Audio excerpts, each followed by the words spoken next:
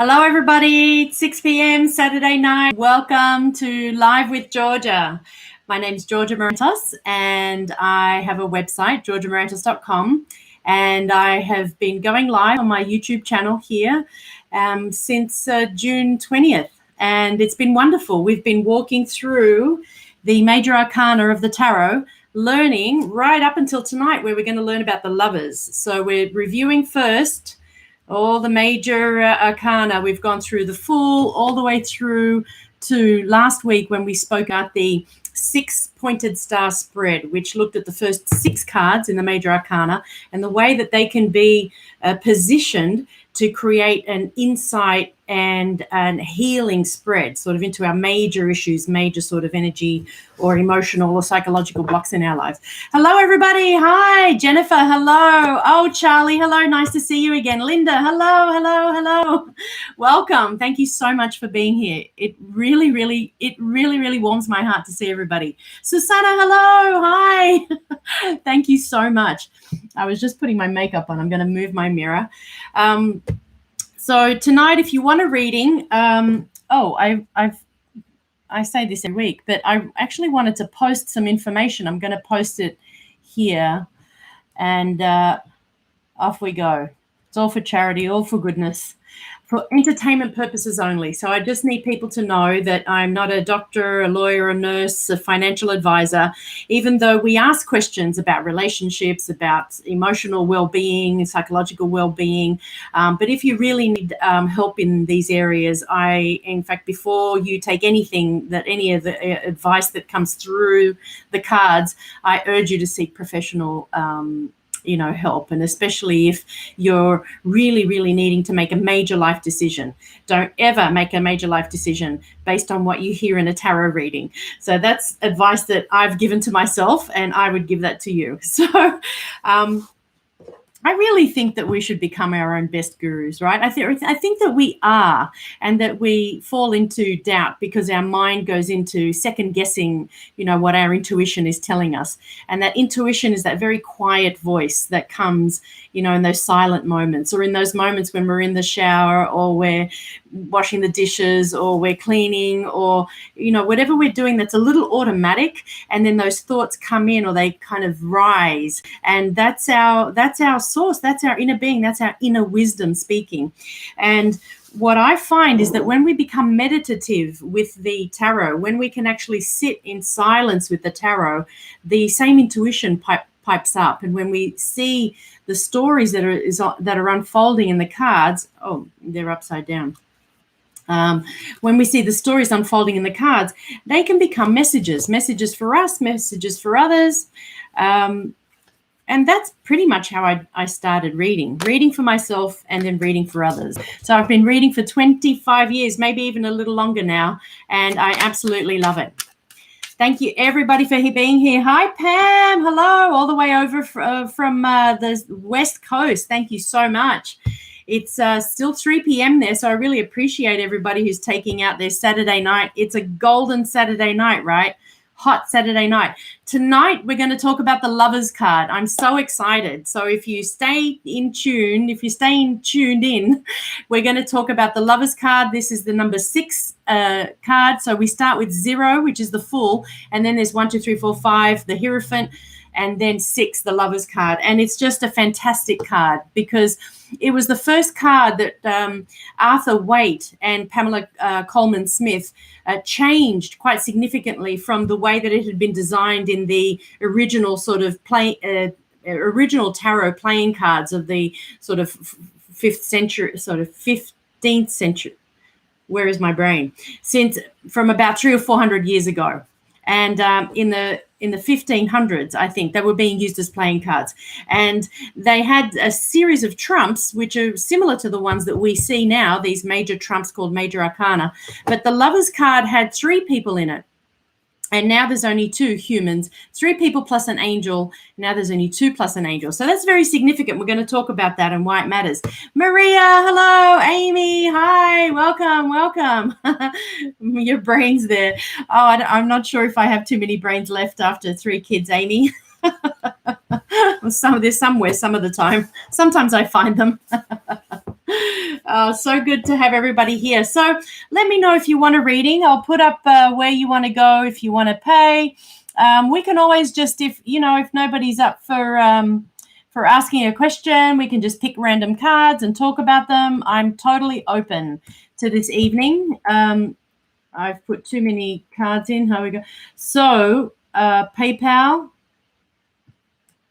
All right, these are the places you can send in your $10 via my credit card via my website, or you could pay by PayPal, and there's a link that I've just put in for PayPal, or you could put in my email, georgiamarantos@gmail.com on PayPal or Zelle, and all of those should take you there. Yes, I do on Lovers Relationship. Amy, I'm just in the middle of a thought here. I think so for those of you who don't know my website, it's georgiamarantos.com. There's a link here. If you can't find the place to pay, you just go to the shop button, click on the button, then click on a $10 Saturday night live reading. And 30% of that goes to our chosen charity this month is Rainforest Flow. And Rainforest Flow is headed by a woman named Nancy Santullo, who I know and have met. She's an incredible healer and teacher, and a woman who left her very successful life as a photographer, I think in New York City, and went to help people in the rainforest in the Amazon to help them improve their water quality. And children were dying of diseases that were waterborne, and she helped them by helping them put in proper plumbing and creating sanitation systems for these tribal villages in the Amazon. She's changed the lives of so many people, and so I really am so grateful to be able to support her. And I didn't count out. I think we've raised about $20 something. So I haven't counted to the exact amount, but I know that we've raised quite a bit of money, and I can't wait until we make our donation at the end of the month. It always warms my heart to know that we've done some good.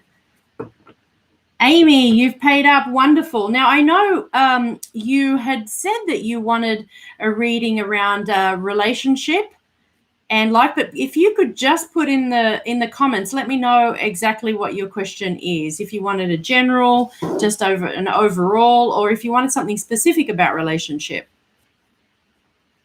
with hubby, relationship with anybody in particular. So when we're looking, it's interesting that we're talking about the Lovers card, right? Because the Lovers card is that classic card, which is for relationships. So if you want a relationship with the other. So what happens is that we start with the soul in the Fool, right? The Fool is the 0 point consciousness, who we are before we enter a physical body. The Magician is the thought, the idea. I comes into being, and I becomes the body, right?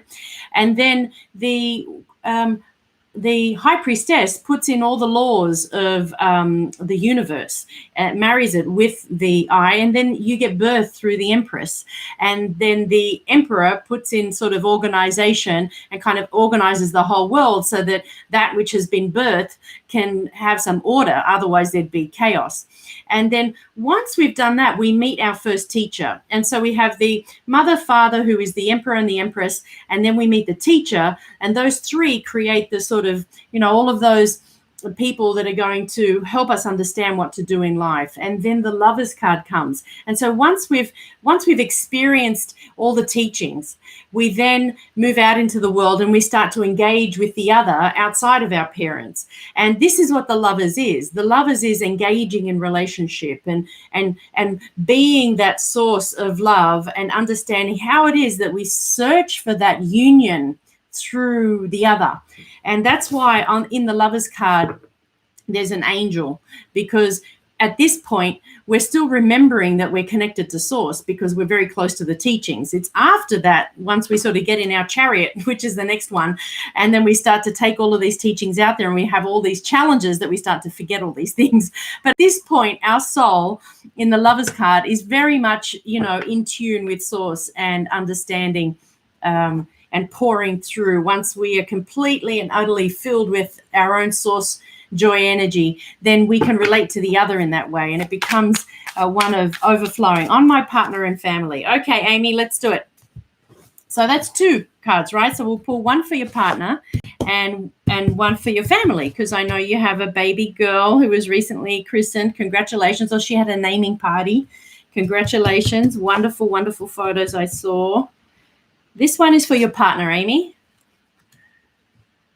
The Two of Coins. So let's talk about the Two of Coins. So first, let's talk about the suit. So the easiest way to look at tarot is to look at which suit has come up. And there are 4 suits, as we know. There are the swords, the cups, the pentacles, which are these, the coins, and the, which one did I forget? The wands, right? Now, they all represent an element. And the coins or pentacles represent the earth element. So here is your partner dancing a jig whilst all of these emotions are kind of going in the background, right? And he's trying to balance everything. So you can see him, and as he's trying to do all the things that he needs to do for himself to have his family in sort of some form of order, he's obviously coping with some and then not coping with others. But he's upright. This is the good news. The good news is that he's upright. He's doing his best. He hasn't fallen over, even though he might potentially fall over. He looks like he could be a little bit dizzy. And when you think of these kind of oceans where, you know, the seas go up and down, and then you get people who feel a little bit seasick because there's so much going on, you know, there's so much movement. Well, I get a feeling that this is what he's experiencing. A little bit of this kind of like, oh, it's a little bit up and down and I'm not quite sure and I'm feeling a little bit not grounded, right? So this guy's not grounded. And if we think that the pentacles, the coins, are related to the earth and to grounding, this guy's not feeling very grounded at all. And so that's what I can say about partner right now. So how do we help him feel grounded? What would be helpful to him? This is interesting. The Empress would help him. All right. How does the Empress? I mean, there's no more a grounded person than the Empress, who's literally sitting in nature. So maybe some time in nature would help him. Maybe some time alone in nature would help him. Does he spend any time in nature, Amy? Would he benefit from a walk in the woods, or just a walk in, you know, just a walk in the, you know, the streets, or a park, or, you know, not where he has any sort of family responsibilities, but where he can go off on his own and be in nature, because nature is very healing. Even the sounds of nature. We were walking through Central Park with the children, that we were riding our bikes just this afternoon, and there was a tiny little waterfall. So there's a lake, and there was water moving from one part of the lake into sort of another lake that was a little further down. But there was like a cascade and some rocks, and it just sounded so lovely. And there was a collection of people just around this bridge listening to the water, and it was just so lovely. So I feel like water for your husband, for your partner, would be very helpful in nature, and the sense that it has a very calming effect. I know for those of us who've had babies, that white noise. Do you remember hearing about white noise? Oh, Amy says he picked blackberries alone today with Evie May. Oh my goodness, that's fantastic. Absolutely, in nature. And I find that that's where he best communes with source. Not everybody has a practice of meditation, or, you know, some people connect with source when they paint or when they do the things that they love. You know, if you sew, or if you're doing something creative, walking in the woods, communing with nature is is a huge way for a lot of people, going hiking and spending any time in nature. But here you go. He was picking blackberries with Evie May. That's wonderful. And water. I get the fact that there's water here that's upside down, but this water is very, very cleansing, and it just washes down. There's something about the sound. I was talking about white noise. So white noise is the sound that, it's not really white noise, but it's basically children in the womb hear the heartbeat, and apparently the gush and the sound that the umbilical cord is making as it's sort of right near their ears is like, it's it's loud. And so when they come out, when they hear that, it's very soothing. So any kind of white noise, a vacuum cleaner, a hairdryer, a washing machine. Some kids get obsessed with watching the washing going because the sound of the motor going is very soothing. So that white noise. So it sounds also like that would be very soothing to him and help him not feel like he's, losing his balance. Might bring him into balance. How can I help us communicate better? We've a picnic planned tomorrow. Okay, let's have a look at that. How to communicate better. Connecting with spirit. Here's the Queen of Swords. Now, the Queen of Swords is the Queen of communication. How do we know? So you first look at the suit. Is anybody getting a delay? I hope not. I'm getting a bit of a delay on my end. So let me know if there's something wrong with the video. The Queen of Swords. So she's a sword. The sword represents intellect, communication, thoughts, speech. The Queen of Swords is someone who's extremely clear in what she says. So I'm just going to bring her closer. Okay, okay. There's so much here that we need to see, right? Here is a sword in almost a complete open sky. There's one bird flying. Her message is very clear. The best way for you to communicate, to help you communicate better, is to be very clear and succinct in what you say. So sometimes when we're feeling very emotional, we kind of start a thought in our brain and then only finish half of it when we're communicating to our partner. But what you need to do is spend that time when you're feeling, emotion rising, have the thought, think, is this the thought that I want to express, or how can I express this, very clearly so that I'm being understood, and how would I like to hear it if that's what it is, if we're talking in a way about something that's relevant, that's really important. So I would say that the first thing is to be very clear and to be also somewhat strategic. Is this a conversation that I want to have right now? Where are we? Are we, having the conversation before we get to the picnic? Are we having it? So let's have a look here at the picnic. Let's have a look at the picnic. How's it going to go? So the picnic is a different energy. There's a lot going on at the picnic because now the difference between the Queen of Swords and the Queen of Wands. I was actually going to send out an email, but I was too late for that today. I took the kids out riding on their bikes and I just missed my opportunity to get the clarity and the time around sending one. But I will. And what I'll be talking about is the suit cards. And who are these people? And why are there so many of them? There's the four court cards in every suit. That's 16 people. So there's a king and a queen, and then there's a knight and a page, right? And the king and the queen of every suit represent a different quality. So, of course, the sword and the element that they're holding is really important to what it is they represent. These two queens couldn't be more different. Here is one facing away from you. So she's almost like a computer, a machine, right, that you put into and you say, I want to know how to do this. And she's just going to tell you like it is. She's going to tell it like it is, and she's not going to mince her words. And that's kind of the way that you want to be communicating, except that you want to communicate in a way that you would like to hear it, right? So we don't want to be harsh or cruel, which is her energy sometimes, right? Now you see she's wearing a mala, and a friend of mine recently, we recently talked about that. The fact that she is wearing a mala around her wrist, so that she does have quite a spiritual nature. She also has a white gown. Now, it looks a little cloudy, but it's actually a white gown. She's also wearing a cloudy shawl. Why? Because she's the one that has mastered her thoughts. So this is a woman that can think a whole bunch of things, but she picks the right thought to express. So she doesn't express every thought in her head. And that's probably one of the most poignant things that we can all learn how to do, right? How to kind of have a bunch of thoughts. Let's say conversations going on, and we're like, well, I really want to say X, Y, Z, but which is the best of these thoughts for me to express? Which one is going to communicate not only what I'm really thinking and feeling, but also allow me to be kind and compassionate? Because she's, all of our communication happens around the throat chakra, and here there's a lot of judgment.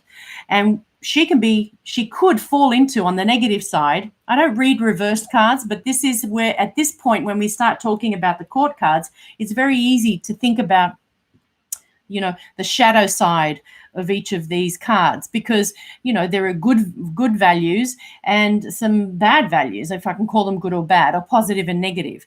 You know, they're kind of like the flip side of the coin. So does she communicate very clearly? Yes. Does she choose which thoughts? Yes. And does she have connection to source? Yes. And look at these are butterflies on her crown. So you see that the butterflies on her crown allow her to remain very light, right? And very light filled. So the butterflies kind of move, but she has become a master of her thoughts. And she's highly intuitive and often represents a woman who's highly intuitive, as does this woman who's also highly intuitive, right?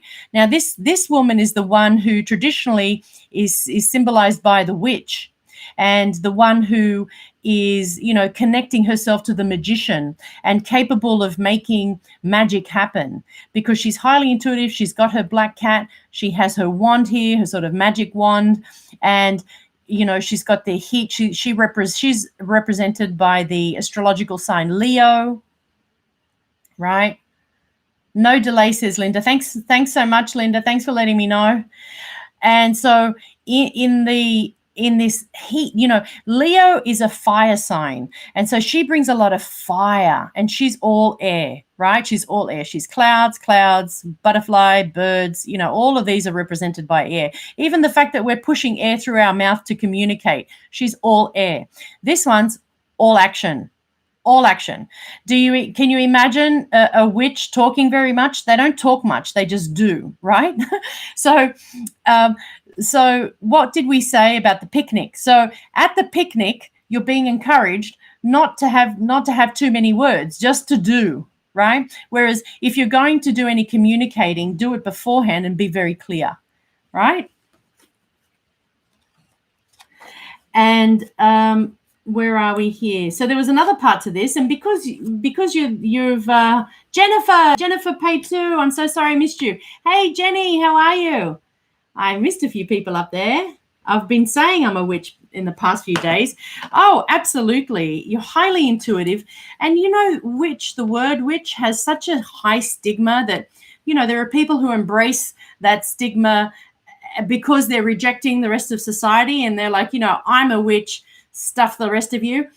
But if you're not rejecting the rest of society, and you are a part of society, and you're not wanting to be part of like a secret sort of occult group that's, you know, in an us and them, you know, a witch is someone who is capable of alchemy, you know. And if I can be that bold to say that a witch is someone who can cook, or a witch is someone who can, you know, take all the ingredients out of her cupboard and create an incredibly tasty meal, or, you know, someone comes in and she makes them a cup of tea and has, you know, adds certain spices to something. So, you know, what is a witch? A witch is someone who understands the laws of nature and understands, you know, plants, and understands crystals, and understands people, and understands, you know, more than just what we're doing on a daily basis or things on face value. So she's understanding on a deep level. And how do we know? So we know because she's got nature. Look at her crown. Sorry, let's have a look at this lady, because she's pretty awesome. Let's see if I can get out of the way. We want to see her in all her glory. Are we seeing her in all her glory? No, she's not focused yet. Where is she? Ah, there she is. She's just so lovely. I mean, I love her. She's so beautiful. So she's got the buds that are growing on her wands. They're also growing on her crown. So she has an ongoing relationship connecting her crown to spirit. And so we know it's ongoing, and there's growth there. So you know that you have growth. But look at this. Between her throat chakra and her heart chakra is a heart. Is that a heart? Let's have a look. Let's get closer. Look at that. It's a little lion. And that little lion, see that brooch? That's because she's a Leo. Now remember, she's got a lion here, the lion's courage, And the lion here, lion's courage. And she's got 2 lions up here. This woman is surrounded. If there's anyone who's a Leo and a fire, there's no better a fire sign than this woman. She is all fire. And look at the sunflower. The sunflower, remember, looks to the sun. So Leo is the sun. The sunflower points to the sun. And the energy, she has a very masculine energy, but is also very, very connected to the divine feminine. So this woman is amazing. And the Leo and the lion and the cat energy that is here, that is deep. And so, yeah, the brooch is the Leo too. I've never seen it in such beautiful detail. Oh, I love this camera. That's fantastic. And see how her shawl is white. The white connects her, so her yellow dress connects her to the sun energy, the energy of the sun, and the white connects her to spirit. And so she is highly spiritual, as are all of our queens, right? And you can see all of these queens who sit on their thrones, they're all highly spiritual, even this one, right? So I hope that answers your question, Amy. I think you had another part to that question here. Linda Mitley, hi. You're a Leo, so you can relate. I hope you can relate to her. I know you're highly intuitive. And you know, she would be your, like your, your mascot. Often we choose a significator or a card in the deck that represents us. And this is in the old ways of doing the Celtic cross spread, which we'll talk about on one of these lives soon when we're talking about different spreads. But the Celtic cross spread is a very old spread and has been around for a long time. And in that spread, you used to have to choose a significator, choose one of the suits, or choose any of the cards that you felt represented you. So this would be your significator. So family, baby girl, second part. Okay, Amy, let's choose one for your little girl. She's absolutely adorable. And the card popped out to say, gorgeous, perfect. Everything is good with this little one. She's come, here's this hand of spirit. She is the hand of spirit, and she's come to deliver truth to the family. She's got you and your partner, right there. She's got your backs. Not that you're leaning in her, because this is a child who needs you, right, more than we need them. So they have come as our teachers. They have come to bring us into truth. And I feel that your daughter here is a high spiritual being and has definitely come to do that. Why do I say that? Because this is a card that fell out for her. Do you have to worry about anything? Nothing. Absolutely nothing. There are no concerns here. This is the Ace of Swords. She holds the sword of truth. And this is a girl that really not much will get past her. I'm sure you will discover as she grows that, her will and her, if you allow her power, if you allow her to have her own power, and I know it's very hard as parents because there's so much energy coming through these little ones. It's hard to kind of sit down and say, okay, let's do what you want to do when you have to get places. And this was definitely a challenge for me. And nobody tells you how to do it. And even when you read books on how to do it, unless it's in practice in that moment when you're right there and you're unconsciously doing stuff, it's really hard to stop that train going. So I feel she's going to come in and she's going to say, we're going to do it this way. And we're going to do it this way. And you're going to see how much better it is to let me do it this way, because then I never have to have any power struggles with anybody. It's true freedom. Yeah, you're in for some fun, she says. She's super strong. Oh, boy, is she super strong. And she's super strong in the best way possible, because we came in with some very hard lessons to learn. We came in with a lot of karma, didn't we? And we've learned those lessons. And now what we want to do is we want to take the fruit of those lessons, and we want to apply them to our children. Now, how easily and effortlessly you can do that is, gosh, the strength and the grace that you carry, Amy. So power to you, power to her for coming in, right? It's always a gift. They're always our teachers, and if we let them. And I think this one is definitely that. You don't need to worry, not one little bit, right? Here are the swords. and this is you, right? There's a rock on each side. I wouldn't worry about anything. I would dive into your intuition around her and allow her to, fully express herself. Obviously, children need limits, boundaries, limitations, and they crave that, But that sense of self-empowerment, that sense of being able to make decisions and move through them and calibrate them, I don't think you're going to have to worry about that with her, and you're going to be able to allow that come out naturally in her. I really feel that beauty. So don't worry. This is the not worry card. This is the do not worry card. Thank you, Starseed. Yes, absolutely. The star seeds that have come through. Jennifer, let me know what your question is. We have so much time. We have so many cards and so much time, so we can talk about anything. Want to remind people that my name is Georgia Marantos and my website's georgiamarantos.com.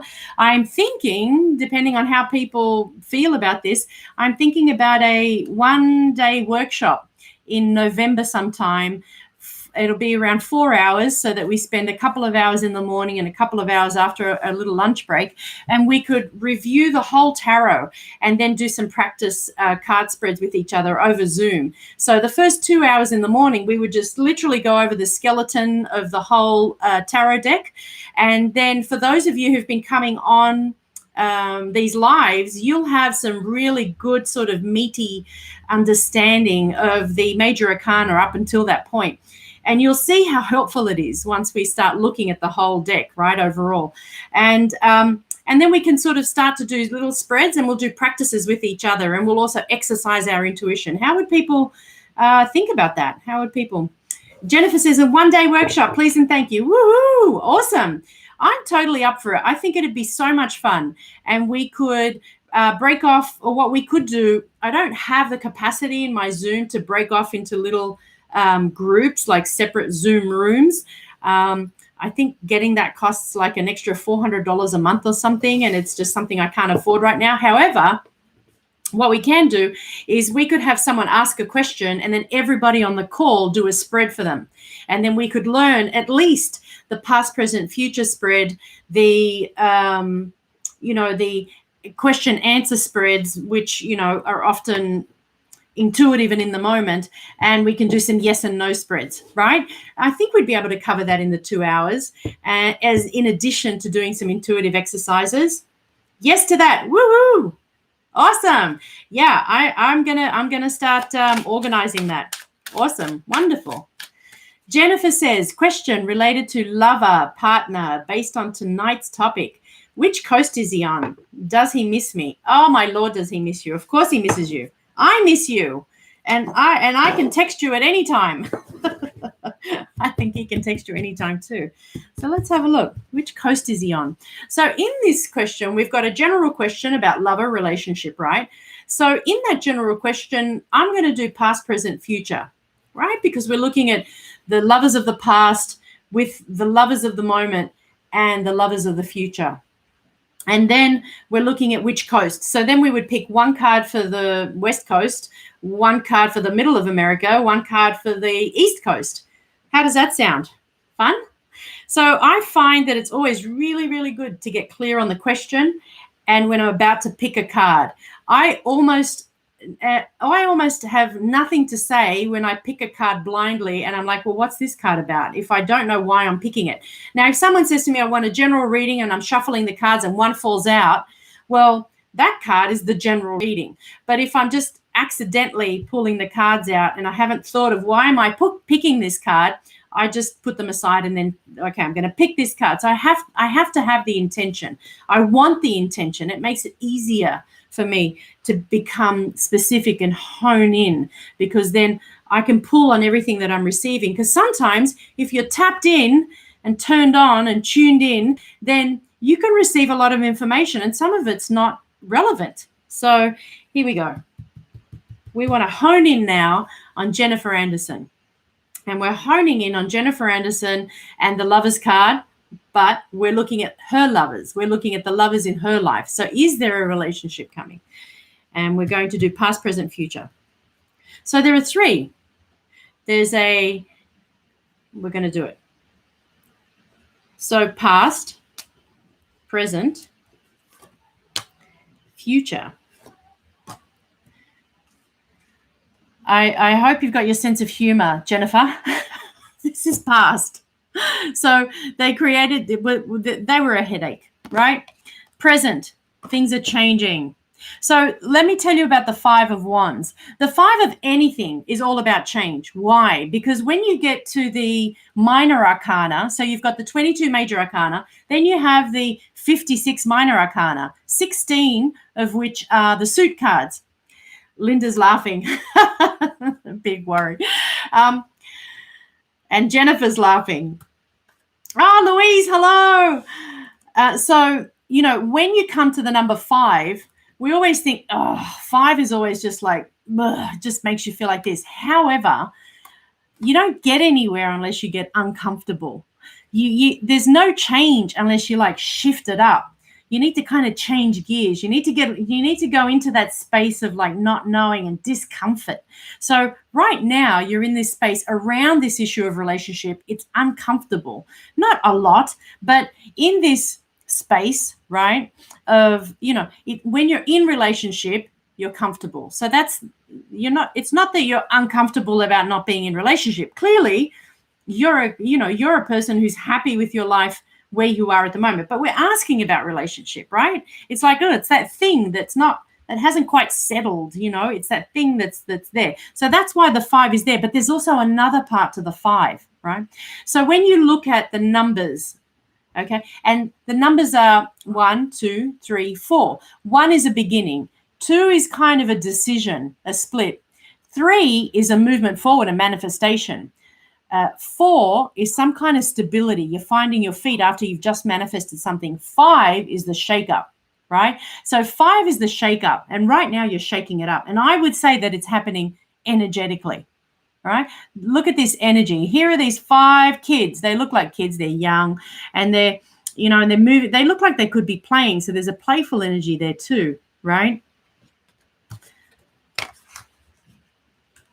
Future. This is relationship that we're looking at, lover's relationship. So future says, and I think he's looking at the past and that the future is here. So if we were to block this past, right? If we were to say, hey, here is the relationship, and let's put him in focus. Let's just get him in focus. Let's have a look at this guy. He's the 7 of coins. He doesn't look very happy. Why? Because he's looking at everything that has transpired. So if he was to follow the line of this wand and go all of the way down to the 1 pentacle that's sitting there, I would say, yes, there is relationship coming.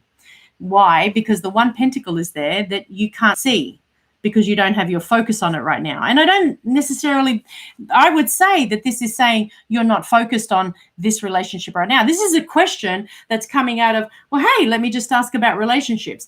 But is it that you are fully focused on having this relationship? Well, no, because here you are looking at all this other stuff, right? And this could be old relationship. It could also be the other stuff that you're doing. Because remember, the pentacles or the coins are about work, are about earthly matters, are about grounding things. It's about finances. It's kind of like all the 5 elements, you know, all together. It's about balancing. So if we were thinking about relationship, we would say, okay, is there some more work to be done around relationship for me? Right? Yeah, there's a little bit of work to be done around. She says, oh, yeah, that's true. Not exactly focused on that now. Does anyone date during COVID? You're so funny. Anna, hello. Anna says, I thought the 5 card were all her lovers fighting over her. Oh, I love that. Don't you love that, Jen? Who's first? Who's first in line? How many suitors do you have right now? You know, so then I would take that, and then I would also say, you know, given that there is one there, right? And we're going to take that. We're going to say, so there's not a focus on that now, but there is one, right? And this person. And we would say, who is this person? Okay, who is this person? Here's the death card for you. Who is this person? this is the person, this is transformation. So I would say, because we're looking at the future card and death has come up, something is going, and remember we were going from, let's have a look at the past, present, future. Let's have a look at what you have been manifesting, right? So that we can say, well, what do you want to manifest? So for me, that past, present, future spread is all about manifestation. So what are you manifesting? You're manifesting a lot of this work and other stuff that you're doing, right? And you've manifested a lot of relationship experience in the past. And this is what you want to be manifesting, which is coming at your feet. And what you have, which is the energy of this, is at the moment transformation, change. Because after the number 5 comes the 6, which is the success card. And after the 6 comes the 7, which is pushing forward and pushing more, pushing for more success. And 8 comes reaping the rewards of your return. And 9 is the end of the cycle. And 10 is total completion, right? And beginning again. So why the death card? Let's just spend a bit of time on the death card. Why has the death card come up? Death card is all about transformation. You yourself are changing. You, because of the spiritual work that you're doing, because of the psychological work that you're doing, because of everything that you're doing within yourself to better yourself, to connect to source, to connect to that flow, that stream, all of that is creating a whole new you. And so why are we not seeing the guy when we say, well, where is the guy? The guy is not death on a horse. The guy is in the middle of transformation, as you are in the middle of transformation. So if we were to say, well, why are we not seeing a knight on a horse? Well, we're seeing that right now your relationship is with transformation. And your kind of like immediate relationship in the Lovers card is with the archangel that's above, because you are Eve in the Adam and Eve story, which is in the Lovers card, and you have the Kundalini snake behind you, and that's, I think, why I'm wearing all these snakes tonight. You can see I've got these little earrings that are snakes, and it's gorgeous. So the energy of the Kundalini is very high tonight. And we've got transformation, we've got change, we've got the Kundalini coming up. And that for you is changing literally who you are from the cellular level up. And it's almost like asking about the physical person that comes is secondary to the physical person that you become through this change. East Coast or West Coast? East. West. I said middle too, but I'm not sure you go into the middle. Let's try the middle. Middle. East. This is interesting. I get like a young, sort of fresh energy here. West, I get the Hangman. So the energy is kind of like not really there. It's kind of absent because this is a quiet card, and that leg that goes across tells me like, no, quiet. And this is the energy now. So I need to keep sort of reorienting around the fact that tarot reads energy now as we're manifesting now, as we're interacting, vibrating, sending messages to and from the universe saying, I'm ready for a relationship now. Well, the relationship I'm working on right now is the one with myself. I'm transforming. I'm transforming. And it remains to be seen what it is that I've created at the end of this transforming, because I'm still transforming. I'm in transformation. I'm in shaking it up, right? You're in that shaking up. Because what you don't want to do is have the same relationship you've had before. That's not what you want. You don't want to have a relationship that creates, too much thinking and something you're not happy with. What you want is something that's bright, shiny, and connects you to source as you connect with yourself to source. So you want a mirroring of that. So the energy is around the East Coast. But you also have a really wonderful card in the middle. So if there's a place in the middle of East and West, middle of America, where you go, where you spend time, or where you have some contacts, a lot of energy around here. A lot. Why do I say this is the number 7 card? Remember I said there's a card after the Lovers card? This is the card. So after the Lovers, you leave your home like a college student, and you go out into the world with everything that you've learned and everything that you are hoping for and all your dreams on your shoulders or above you. As you can see, the cosmic sort of the curtains have been parted and you've got all of the astrological.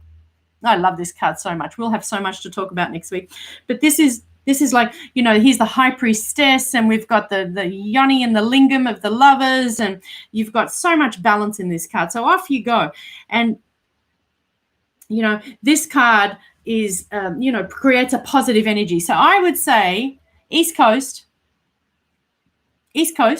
and middle, somewhere in the middle. Maybe at an airport in the middle. A what do you call one of those stop flights? More than one stop flight. At a stopover. Yeah, so here. And why do I think that? Because look at the square in his chest. And there's something happening in the chest because there's quite a bright, it's almost like I've never seen it this bright before. It's almost like this very balanced square in the chest is exploding open, and there's a huge heart opening. So let's see, is it during travel? We say, is it during travel? Is it internet connection? Is it through a friend? So I got through a friend. So this is someone you meet through a friend, right? There it is. And look at that those beautiful flowers. So you're introduced to this person from another person. And is there a third part to your question? LOL, love it. Thanks, Georgia. Were we just doing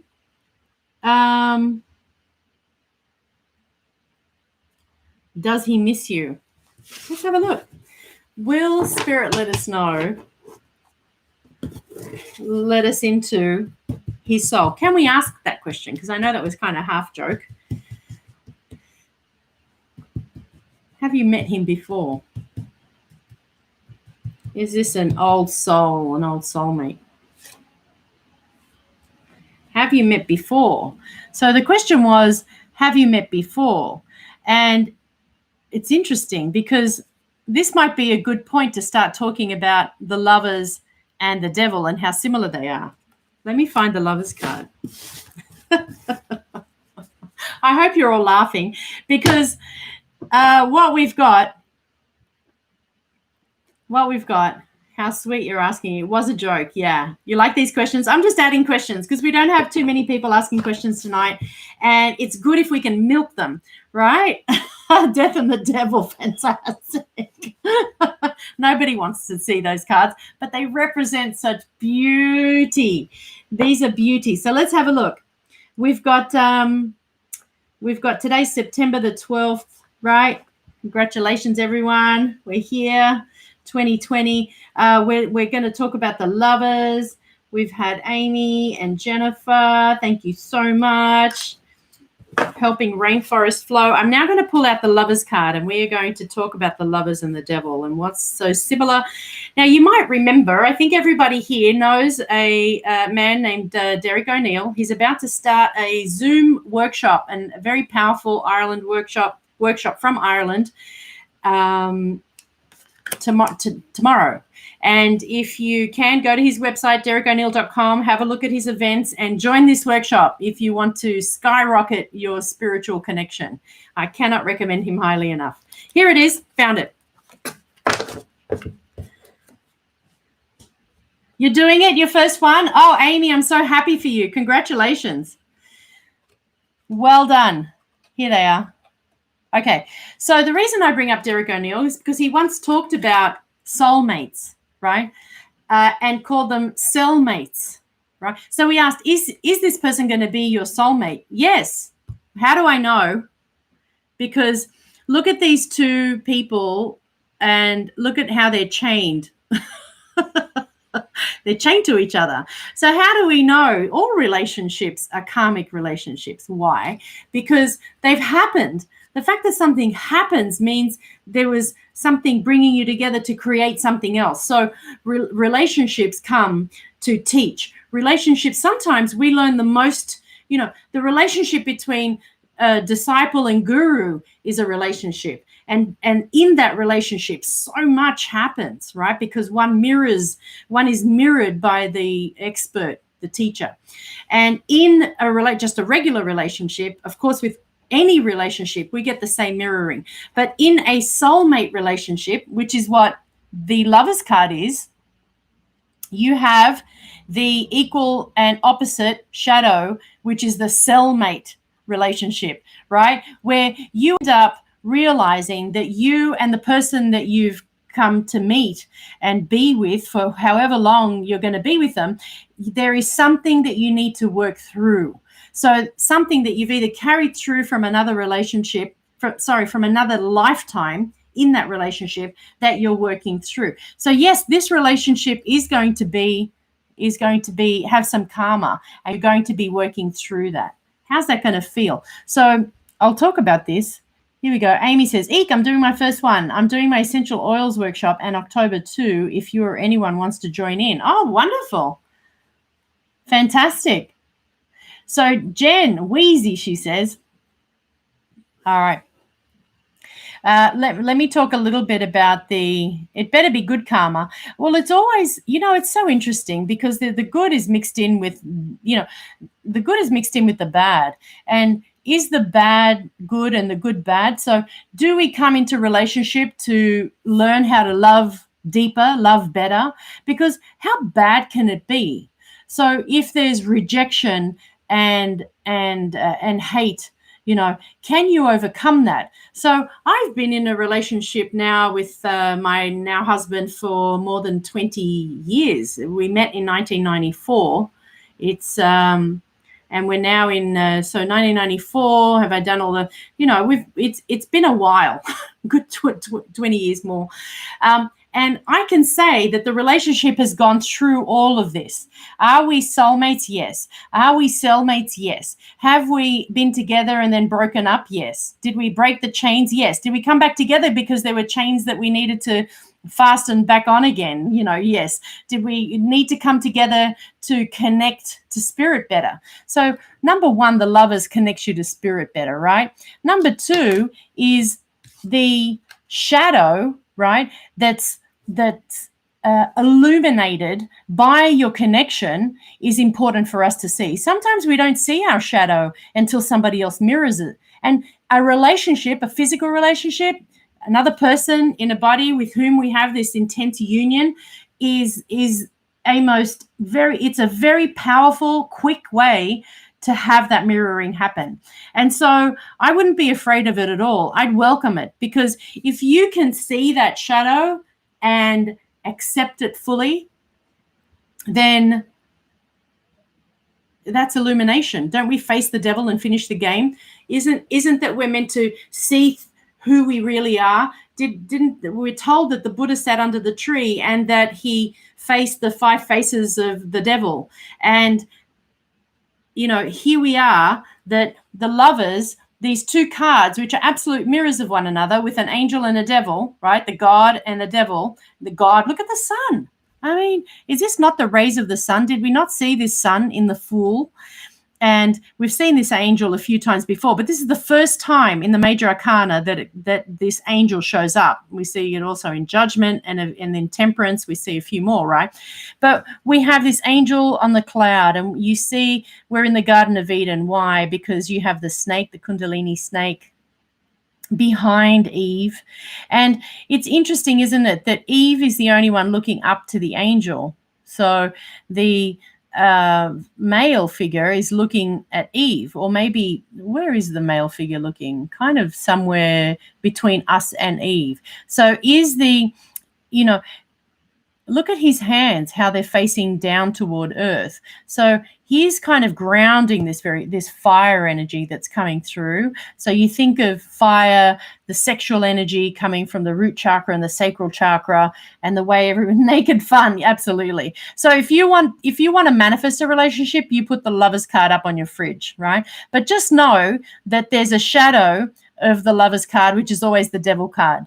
And it's in every Lovers card. It is always, whenever you get the Lovers card, you just have to remember that there's the Devil card there, right? Because you cannot have one without the other.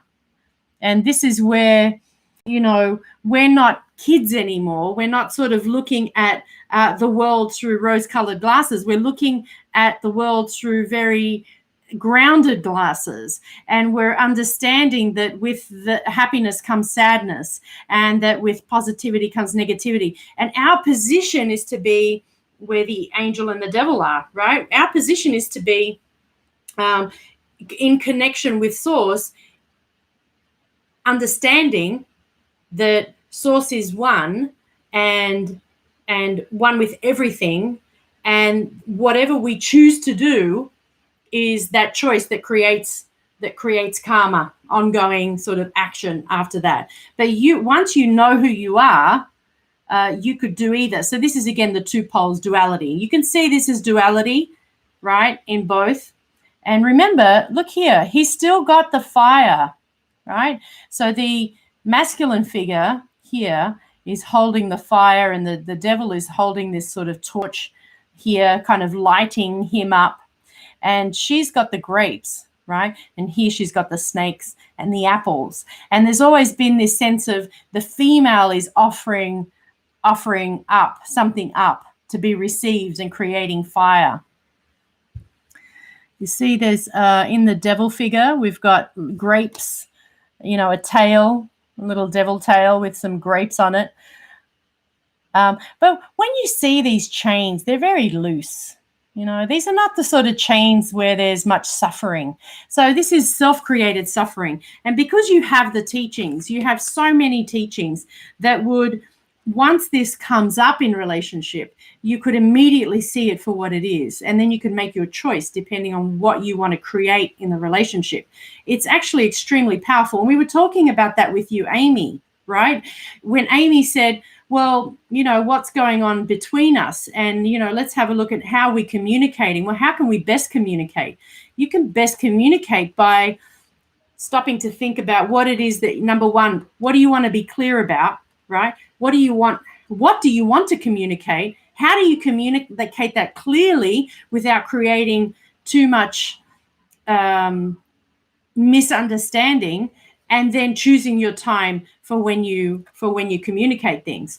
And that's, relationships, being in relationship, especially with someone with whom you have a very intense and beautiful relationship. You've met them before in other lifetimes, and you've come back to experience that beauty and that intense connection.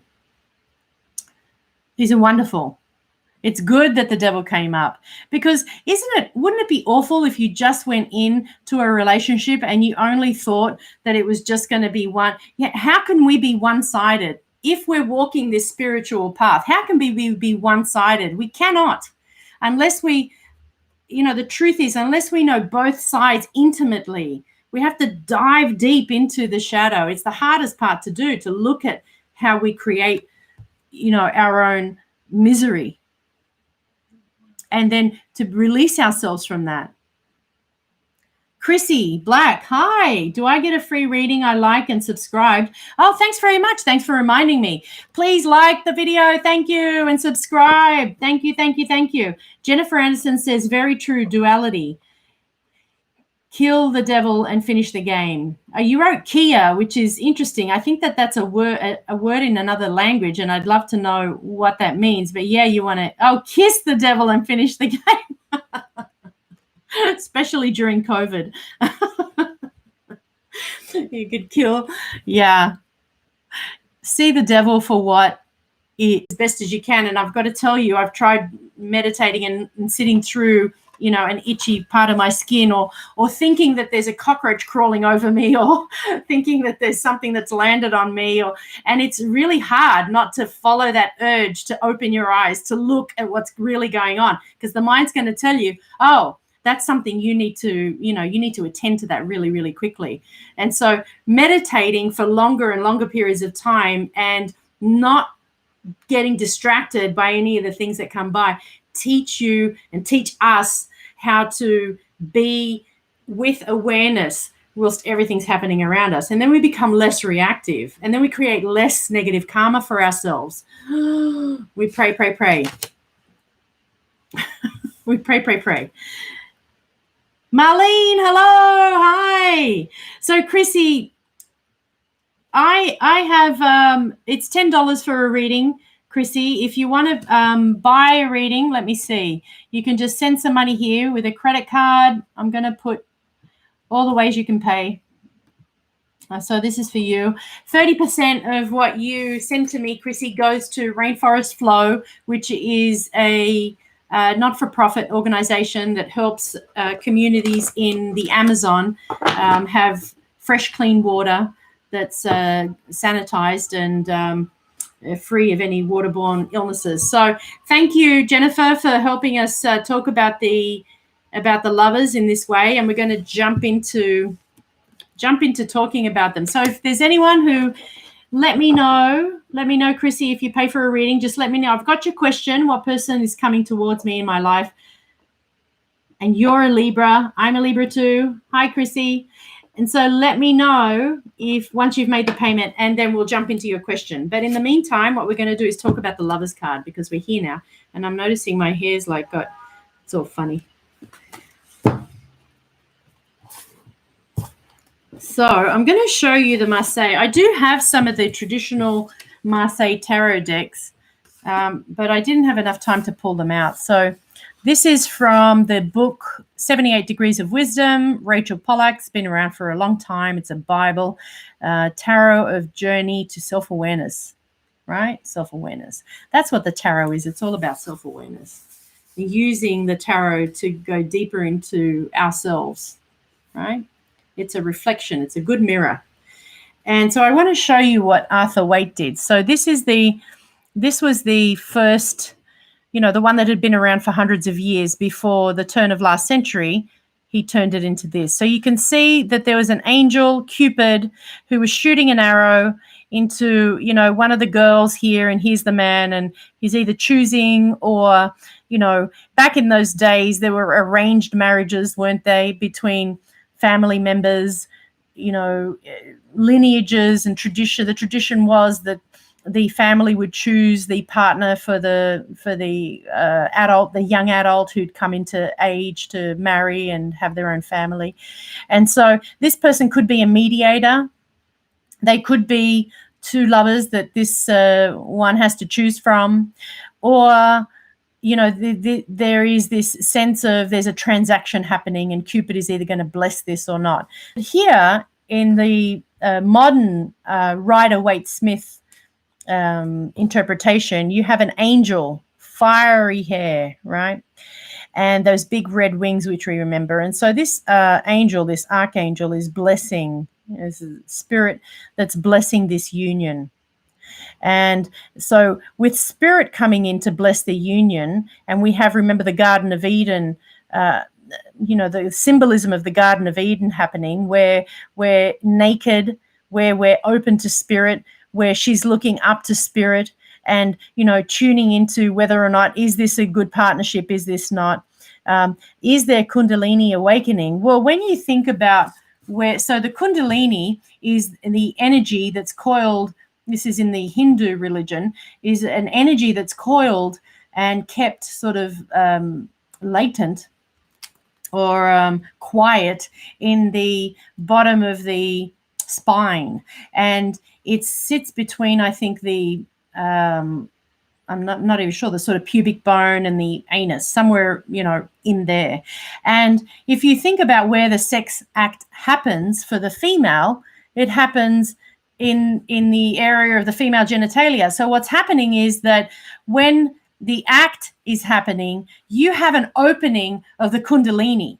So this opening of the Kundalini and the fact that there's a snake, so there's references to the Bible, but there's also the fact that the Kundalini energy is opened during the act of, what I don't want to do, what I'm being very conscious of, because YouTube listens to all the words that you say. And if you use words that are, any kind of words that are in their sort of danger range, then you end up attracting sort of comments. And I don't want the video to sort of fall into this kind of love act.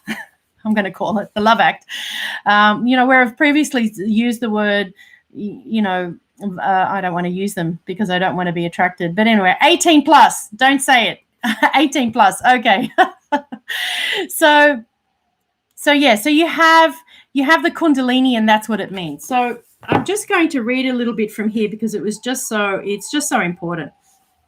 Remember what we said. At this point, you come into a body, you've had your mother, your father, your teacher, and now you're coming into your own, where you're choosing the other, where you're interacting with the other. You have friends, and you're choosing some friends over other friends. You're, leaning towards having these relationships with friends, and you're coming into that sense of having your own identity separate from the ones that your parents are having.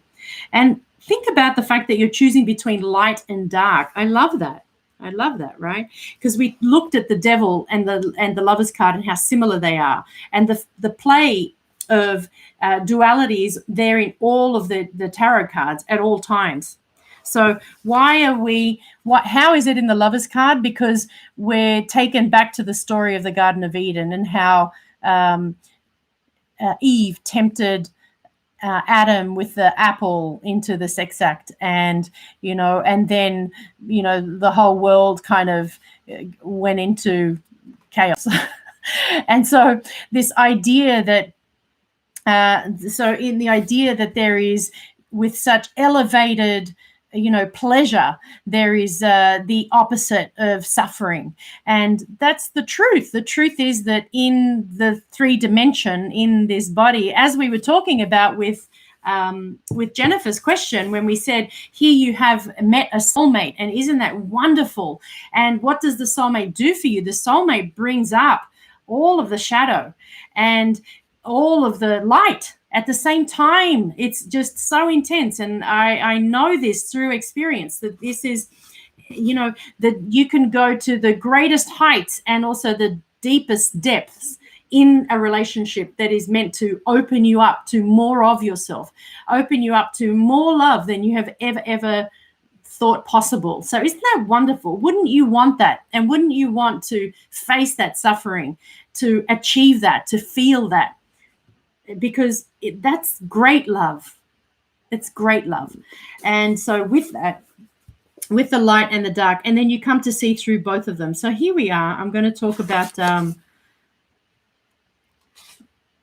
so the traditional version of this major Trump 6 represents adolescence, right? And remember, we mentioned that the card that comes after it, the number 7, which is the Chariot, represents kind of end of your adolescence, when you're sort of leaving for college at 18. So this is when you've become, a teenager. You're just starting out, and you're having crushes. So I just want to see if there's, that's right, in the Christian interpretation, that's right. So here we also have, the idea of guilt, like who's to blame? Who's to blame for when things go wrong? Can I also mention, so we've talked about the apple tree, we've talked about the tree of fire and sexual desire, we've talked about this beautiful archangel that's blessing the union. Here in the background is a mountain which makes itself visible in a number of the tarot scenes. And for anyone who knows India, this mountain is Arunachala. And in fact, last month of August, we were sending money to the Arunachala Animal Sanctuary. So at the foot of this mountain in India, the mountain known as Arunachala, is an ashram for Ramana Maharshi, who is a saint and an enlightened master in India and known worldwide for his Advaita philosophy, for understanding the liberation from duality for philosophy. And his philosophy was asking your question, who am I? And discovering the truth of who you are. Because he asked that question and he discovered who he was. And then because of his enlightenment and because he transmitted the truth so deeply, he had a following that was for the rest of his life. So, and this also represents Lord Shiva, the Lord of Destruction. And in the Hindu religion, Lord Shiva is also a benevolent god and is seen as more than just the destroyer of evil. But that's why I believe he's been represented here, because this whole Christian story that has the element of evil in it with the snake, Shiva has come in to say, well, there is the destroyer of evil. And remember, the angel and the destroyer of evil are in the same. So one and the same. So if you believe in angels, or you believe in whichever gods you believe in that are good and fighting against evil, this is what you want to represent this mountain as. And it's seen throughout all of the cards. And I would tell you, and I think I often have mentioned, can you see that there's a Shiva? It looks like a lingam, right? It looks like a lingam. So Jenny Didi said, yes, just paid. Question related to lovers. While we're on the topic, yay! Could I be possibly meeting a lover, new romance within the next year? Just testing the waters. Been in water single mode for a while. Any fun in my immediate future? So yeah, let's ask the two questions. Is there fun in your immediate future, and is there a relationship? And is the fun going to come in the relationship, right? Let me see if there's anything more here, because Joseph Campbell talks about the God. I mean, there's just so much. This book is such a great book. I can't recommend it enough. The other thing that I want to say about this is that traditionally, because of the way the Marseille deck had 3 figures at the bottom, if this card comes up with either the number 3, or we saw the 3 of Pentacles before, right? Or even if you saw the 3 of Cups, where there are 3 sort of Venuses holding cups up, then you would think about, maybe there's another person in this relationship. So you'd think about, is this person having an affair, or especially if you got the Lovers card with the 7 of Swords, then you'd be very, very worried, because the 7 of Swords means that this person is either cheating or not sort of being honest, or sort of keeping sort of thoughts and ideas away from you. And what did I want to do here? Oh, another book I do recommend is the Tarot Coloring In book. Let's have a quick little look at this and what's said here about the Lovers. Here's the Lovers. Yes, the forbidden fruit, right? The snake is the forbidden fruit that tempts Eve into having it. But speaking of the apple, there's an apple tree behind the female, believed to be the tree of knowledge of good and evil. And actually, another thing I wanted to mention, so it's meant to be the tree of life, right? And this tree, 1, 2, 3, 4, 5, 6, 7, 8, 9, 10, 11, 12. So 12 is a really big deal number in the tarot, because you'll see it. There's a number of astrological signs, and this is separate to the brand new news that there are 13 signs. And you can read up about that on Stephanie Azaria's Cosmic Astrology blog. But back in the days when there were only 12 planets that we were looking at, or 12 star signs. So these 12 fire symbols represent the astrological planets, right? And so here her tree represents the tree of life, and the understanding that through our communication with, God and the devil, we come into the truth, right? That's how we find the truth. You don't just find the truth by looking at the light. You have to move through the dark. You have to see the light in the dark and the dark in the light. Otherwise, you're not enlightened in that way. You can't become enlightened. You're lopsided. You're only one-sided. You're only understanding one part of the duality. You have to understand the 3 dimension to go through it. What else is there to say here? The colors. The naked couple are peach colored. The angel has a purple robe and red wings. Not so much here. A headdress of red and green. The sun is bright yellow. So this is a very, very colorful card. And in fact, after the first few cards that we've had, this is almost like a rainbow. So it's a wonderful card. It often represents a yes for me. Whenever I'm asking yes and no questions, it's a big yes card, because it has a positive energy and a positive vibration. The cloud. Here we go. Jenny, we're going to have a look at relationship for you. I want to mention the autobiography of a yogi, and I was watching for all of us who are on our spiritual path, who are wanting to dig deeper into our connection with spirit and our connection with source, our connection with God, whatever we want to call the name of what it is that we're connecting to that is ever present. Autobiography of a Yogi. And I was watching a movie called The Answer, which is about Swami Kriyananda, one of his disciples who went on to write many, many books and obviously propel and continue the teachings of Paramahansa Yogananda. I mean, he wrote so many books himself, and of course the Autobiography of a Yogi being his most important and most loved worldwide. But this movie, I was watching it today, and it was just so full of love and connection and really telling of the relationship between guru and disciple, and just showing how much devotion and love is in that relationship and in that connection of falling into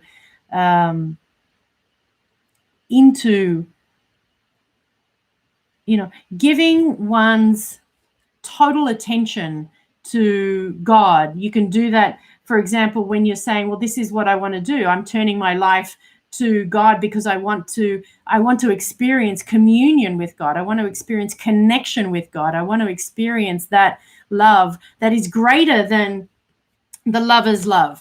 What's greater than the physical love in the 3D? Well, what we're aiming for when we're looking at relationship for the other is we're aiming for this incredible love of union with the divine, because those who have achieved that tell us that the love that you experience is greater than any other relationship they've ever experienced on earth. So people who've had near-death experiences, these great gurus and masters and teachers who, for example, Derek O'Neill, who's having a workshop this week, get yourself in on it.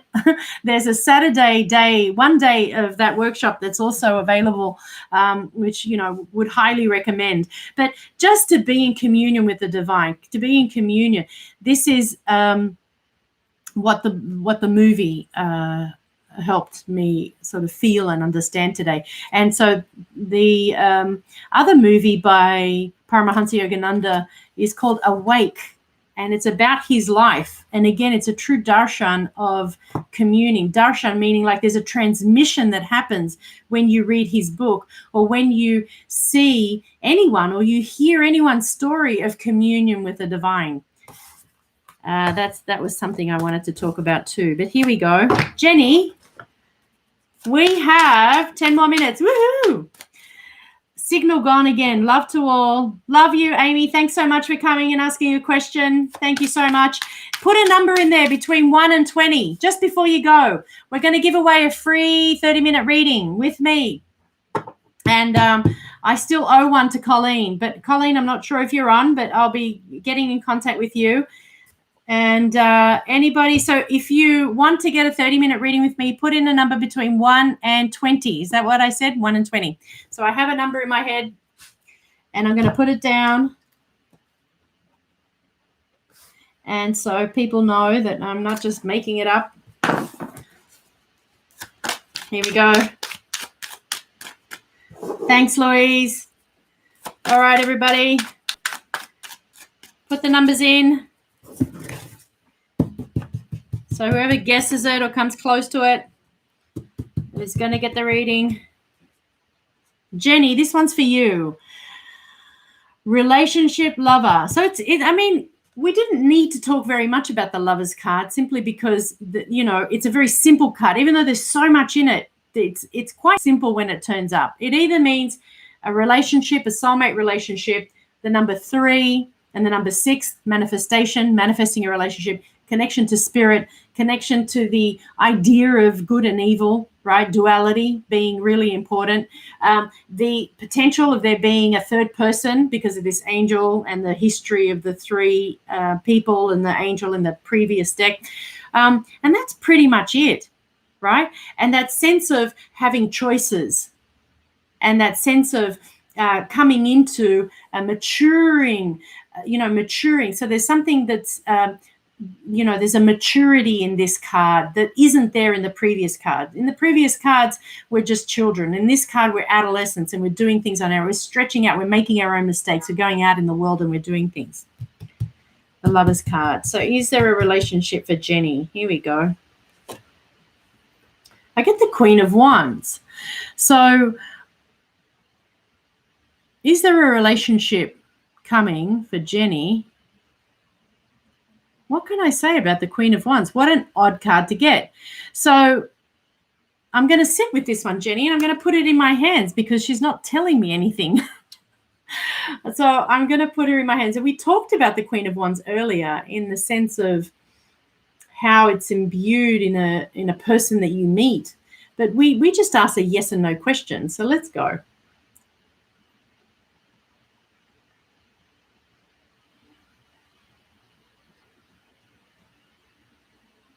So what's coming up is, we are dealt with cards in life, right? So if you can imagine that the experiences that we have are the cards that we've been dealt, then what I see you doing is like you're throwing these cards away. You don't want to have the relationships that you've had in the past. And I feel like that's what she's representing.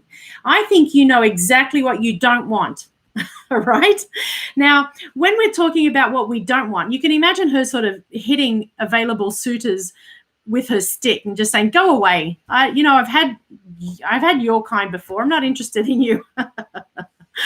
And so what we've got is the idea of knowing what you don't want and then shifting from what you don't want to that which you want, right? Because when you're thinking or feeling or looking for something and then interpreting that with what you don't want, well, the universe is only going to hear, that, oh, you want what you don't want, do you? Well, let me just deliver that to you, because it doesn't understand no, right? It just understands symbols and vibration.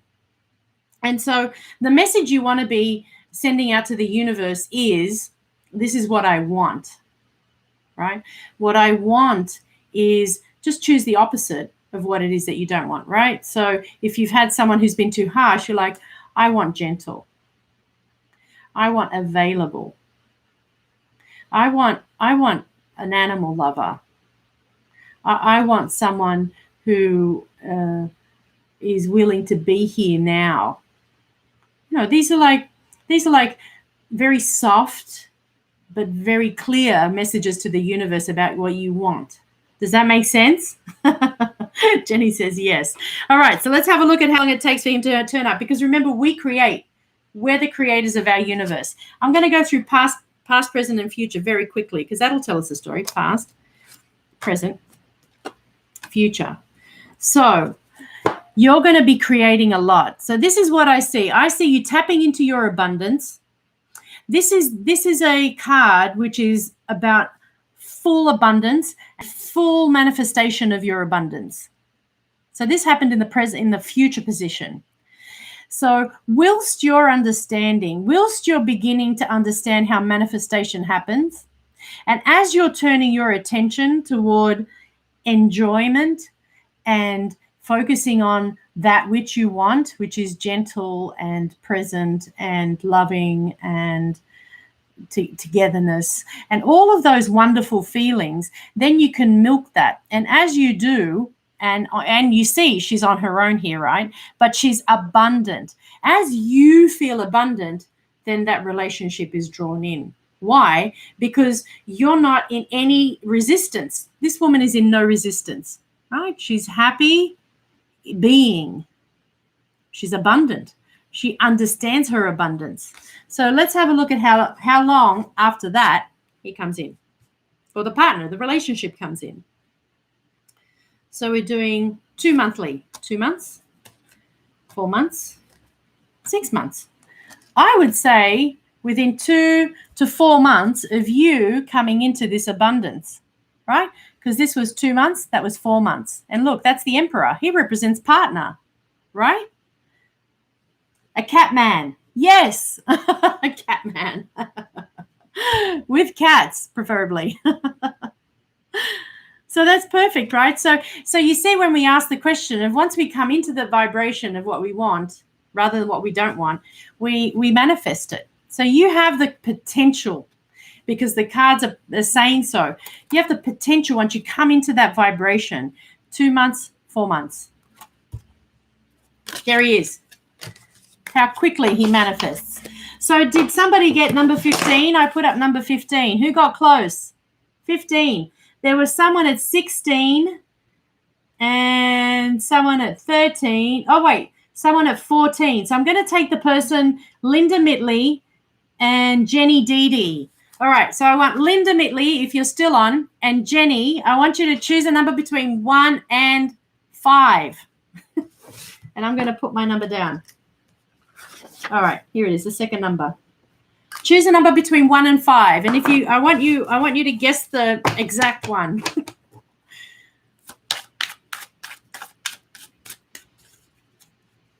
And Jenny, if you're there, because you both got just within, you were both 1 off my 15. So Linda's got 3, and Jenny. So let's have a look at a couple of card combinations. So we said, I want you to see the Lovers card in action, right? So we showed you the combination of Lovers and the Devil, which sometimes comes up, right? Surprisingly. Here we go. Where is the Lovers card? Oh, if you were to get the 2 of Cups, this is also a very, so let's have a look at the 2 of Cups and the Lovers very briefly. For those of us learning the tarot, here we go. I'm going to show you something. Here, look at this. Does not the lion in this picture look exactly like this angel, archangel? So you can see that what's happening is, oh, you got 2? All right, here we go.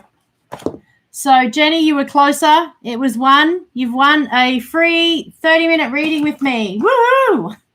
Rather than make you guess again, Jenny, you're closer to my number 1. Well done. And, you know, you can save up this reading for whenever you want. You can have it immediately. So I just wanted to show. So if you want to have a relationship, if you're looking to create a relationship, then these are the cards to use, you know, to put up on your fridge and say, I would love a relationship, one that is spirit connected, one where we're both connecting to spirit, one where we're overflowing with love, and then we meet and simply share that overflowing of love with one another. You know, how do we know that we're doing that? Because these cups are on the same level and it's a very healing relationship, right? This is a double soul. This is, if you were to get these 2 cards together for a relationship that you were thinking about, you'd be like, yes, absolutely, go ahead. This is wonderful.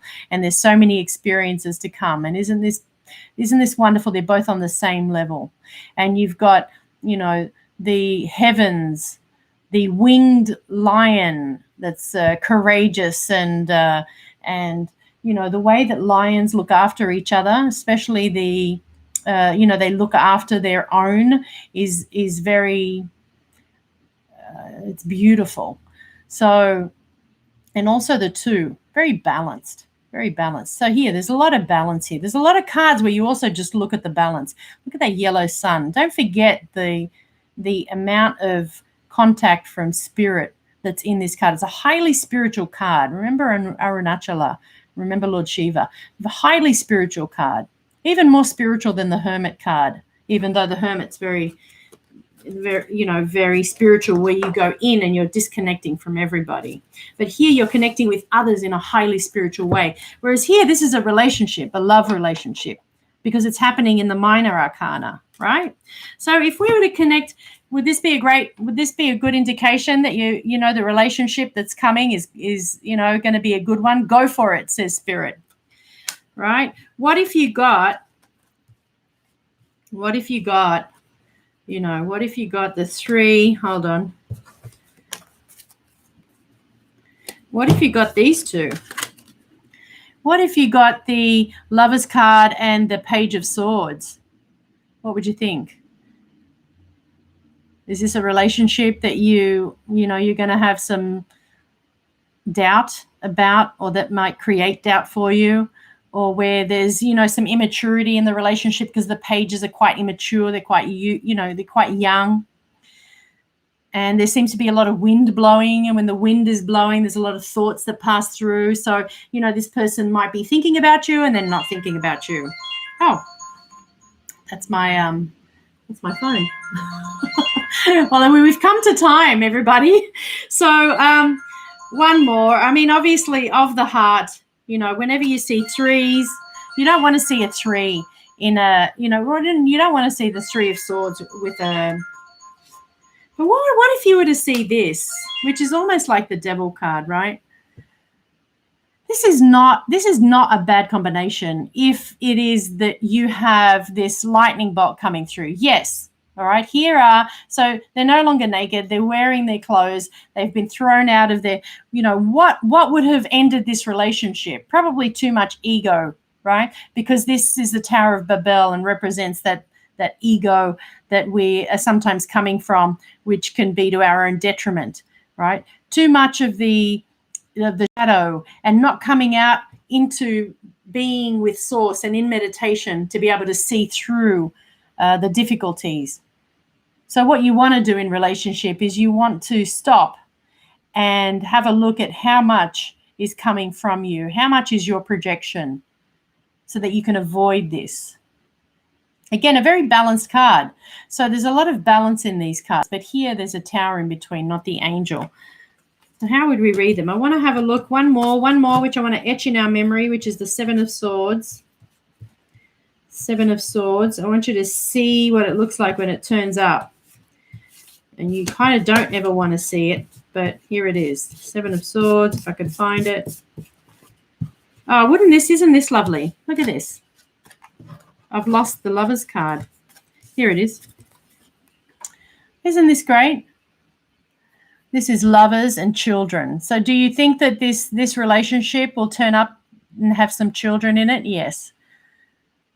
So these are sort of young kids. I mean, she looks a little dwarf-like, but still, this would be a relationship, and you could easily say, well, this is a relationship in which there will be children. Or with the sun, right? With the sun. And then you know that there'll be children coming out of this relationship, or maybe even children or any of the pages. So if you get the Lover's card with any of the pages, then that probably means this person who's coming in may already have children, or the union will create their own children, right? So much to say. I hope I've said it all. But in any case, thank you so much, everybody, for coming. I've had an awesome night tonight. georgiamarantos.com if you want to have a reading, and we could delve into any questions you have. Next week there won't be a live because I'll be on a Zoom workshop with Derek O'Neill, and I hope to see you there. So the next time that we're meeting is the week after. So next week is the 19th. I won't be on next week, but the week after that will be the 26th, and so I'll see you all then. September 26th. Thanks so much, everybody, for coming. Like and subscribe. Share with your friends. Thank you so much. And we'll see you all in a couple of weeks' time. Bye. Have a great weekend.